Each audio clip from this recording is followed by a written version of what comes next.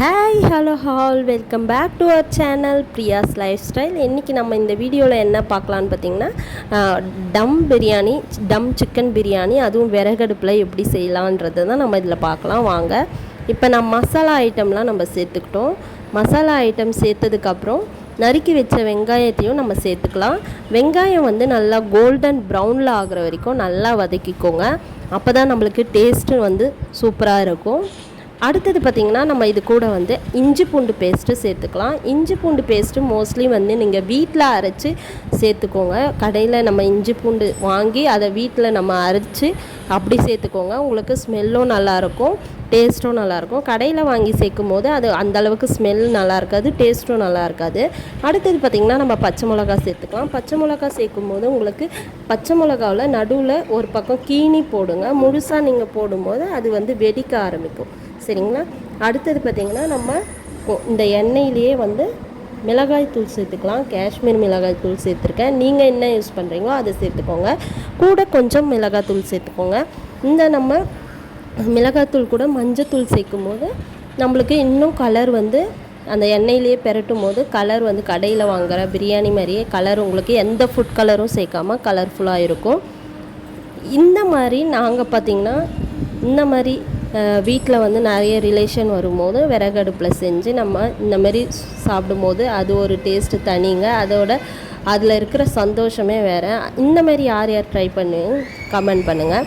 அடுத்தது பார்த்திங்கன்னா நம்ம இதில் தக்காளி சேர்த்துருக்கோம். தக்காளியும் இந்த மாதிரி சேர்த்துட்டு நல்லா கிளறி விட்டதுக்கப்புறம் அது கொஞ்சம் வதங்கினதுக்கப்புறம் சிக்கன் சேர்த்துக்கலாம். சிக்கன் சேர்த்து நல்லா அதில் அந்த ஆயில்லையே நல்லா பெரட்டி விடுங்க. மசாலாலாம் அதில் வந்து நல்லா இறங்குற மாதிரி கொஞ்ச நேரம் அதில் பெரட்டி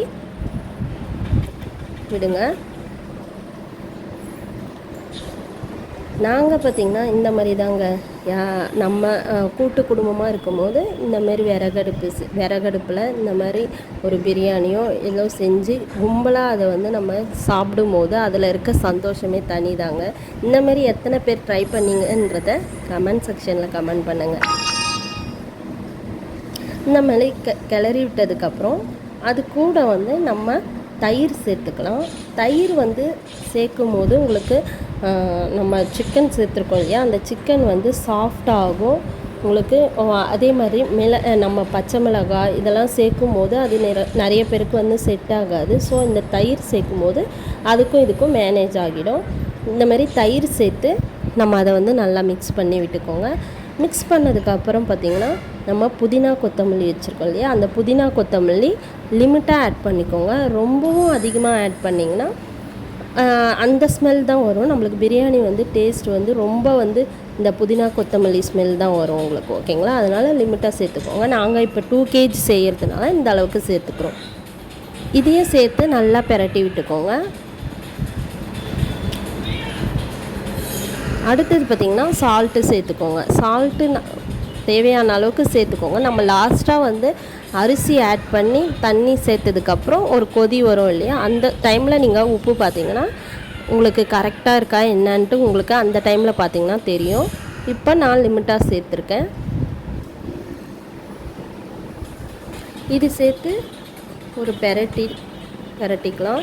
நம்ம எந்த பாத்திரத்தில் தண்ணி எடுக்கிறோமோ, அரிசி எந்த பாத்திரத்தில் எடுக்கிறோமோ அதே பாத்திரத்தில் இப்போ 1 கப் அளவுக்கு அரிசி எடுத்தோன்னா 1 கப் அளவுக்கு தண்ணி சேர்த்துக்கோங்க.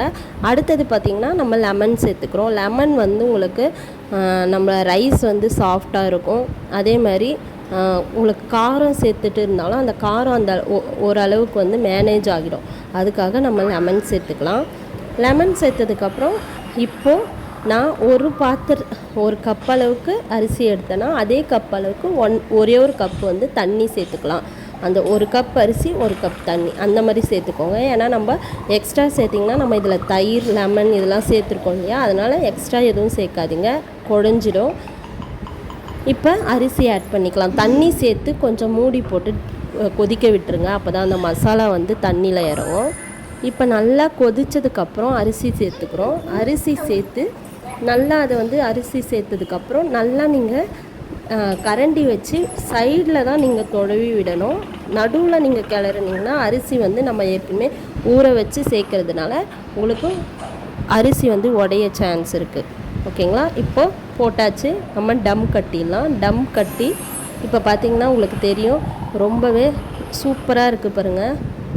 பிரியாணி எந்த அளவுக்கு வந்திருக்கு பாருங்கள். இந்த மாதிரி தாங்க இருக்கும். டேஸ்ட்டு சூப்பராக இருந்துச்சு. நீங்களும் கண்டிப்பாக ட்ரை பண்ணி பாருங்கள். இப்போ பார்த்திங்கன்னா தெரியும் எந்த அளவுக்கு உடையாமல் வந்திருக்குன்ட்டு. இப்போ பாருங்கள், இந்த மாதிரி நீங்கள் சைடில் விட்டு இந்த மாதிரி எடுத்து பாருங்கள்.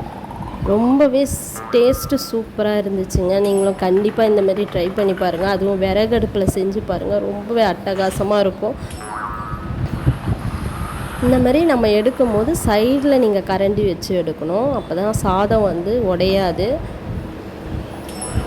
உங்களுக்கு இப்போ பார்த்திங்கனாலே தெரியும் எந்த அளவுக்கு வந்து குழையாமல் வந்திருக்கு பாருங்கள்.